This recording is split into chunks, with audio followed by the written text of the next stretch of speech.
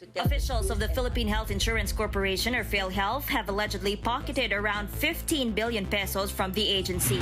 Lumobo na naman ang utang. 762 million pesos, sabi ng Red Cross. Favoritism, alokasyon ng pondo sa mga pasilidad na wala namang COVID patients at hindi maayos na liquidation. Filipinos should expect to pay higher member contributions to the Philippine Health Insurance Corporation, or PhilHealth. PhilHealth still has to pay the Philippine Red Cross more than 1 billion pesos in debt before COVID-19 testing can resume. Habang dumarami ang bilang ng kaso ng COVID-19 sa Pilipinas, maraming Pilipino ang patuloy na pinagkakaitan ng sapat na tulong at ayuda para mapanatili ang kanilang kalusugan at hanap buhay sa gitna ng pandemya. Ang Philippine Health Insurance Corporation, na mas kilala bilang PhilHealth, ay isang government corporation na nasa ilalim ng Department of Health.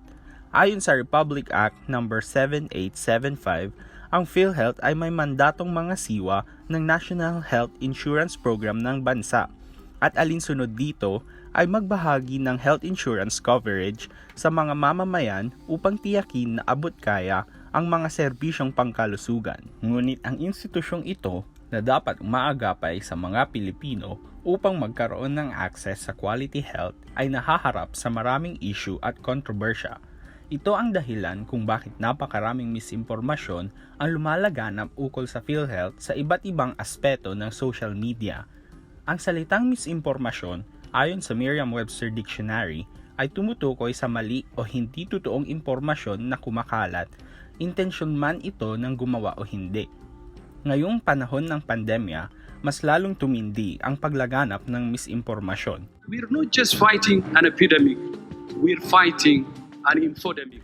Kaya't nais ng aming grupo na iwasto ang ilan sa mga ito na pumapatungkol sa PhilHealth sa pamamagitan ng pagbibigay ng mga detalyadong paliwanag at pagbabahagi ng karagdagang kaalaman na may layong mulatin ang mga Pilipino sa mga totoong isyung pangkalusugan at panlipunan.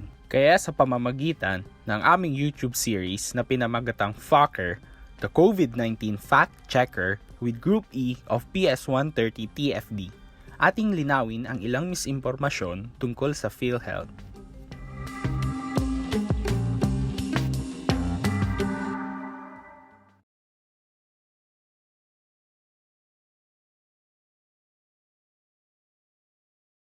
For a COVID patient to qualify for PhilHealth's COVID-19 benefit package, they should first confirm that they tested positive for COVID-19. These days, marami ng tests to determine if the patient is infected with COVID-19 at isa na rito ang reverse transcription polymerase chain reaction or the RT-PCR test, which, according to Cleveland Clinic, is the most accurate and reliable test used to diagnose COVID-19. Basically, the RT-PCR test is performed to detect genetic material from a specific organism tulad ng COVID-19 virus. Ito rin ang isa sa pinakamatagal na tests dahil umaabot ng 1 hanggang 3 araw bago makuha ang results. Dito sa Philippines, ang RT-PCR test ang pinakamahal na test for COVID-19 with its starting price at 3,000 pesos. Isa pang type ng COVID-19 test yung tinatawag na rapid antigen test, which according to the U.S. Centers for Disease Control and Prevention, detects the presence of a specific viral antigen, which implies current infection. Such test can use nasal or nasopharyngeal samples,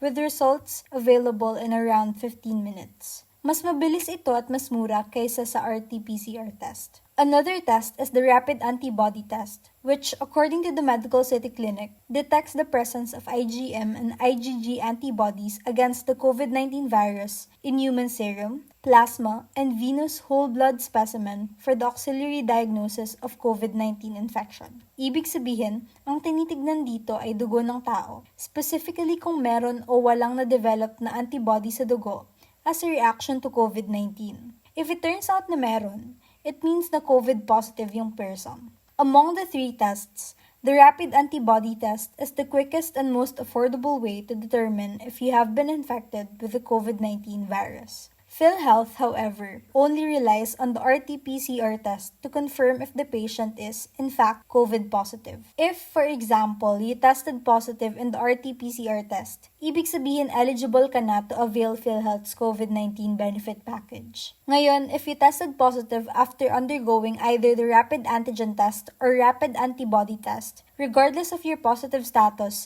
you can't avail PhilHealth's COVID-19 benefit package. This condition is specified under the minimum standards of Section A in PhilHealth Circular No. 10, Series of 2020. Here, PhilHealth states, all RIT-MDOH certified testing laboratories for SARS-CoV-2 that have the capacity to adhere to the following established standards and accepted protocols shall be accredited by PhilHealth to provide the following services. 1. Conduct of real-time polymerase chain reaction or RT-PCR testing. And 2. Analysis and reporting of results.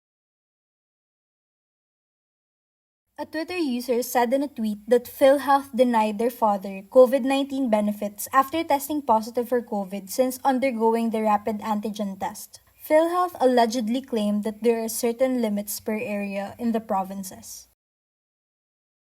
First of all, being admitted in a provincial hospital should not have been a reason for denying the COVID-19 benefit package. To quote Executive Order No. 452 Series of 2005, Republic Act No. 7875 as amended, otherwise known as the National Health Insurance Act of 1995, established the National Health Insurance Program to be administered by the Philippine Health Insurance Corporation to operationalize the aforesaid constitutional mandate by providing health insurance coverage and ensuring affordable, acceptable, available, and accessible healthcare services for all citizens of the Philippines. Pangalawa, it's possible that their claim has been denied because the patient has only undergone a rapid antigen test. Alam na natin na ayon sa PhilHealth Circular No. 10 Series of 2020, hindi basis ang results mula sa rapid antigen test sa eligibility ng isang pasyente to avail PhilHealth's COVID-19 benefit package. While it's easy to get frustrated with the government in this case, it's still important to familiarize ourselves with how things operate, especially with public services. This post alone could have easily misled 62 other people within the user's Twitter space.